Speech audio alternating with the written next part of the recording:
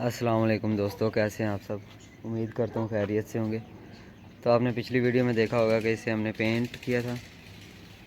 अब पेंट करने के बाद इसे हम जाली भी लगा दी थी, इस साइड पे लगी और उस साइड पे लगी थी। अब इसके छत पे और बैक साइड पे नीचे हम फाइबर शीट लगाएंगे।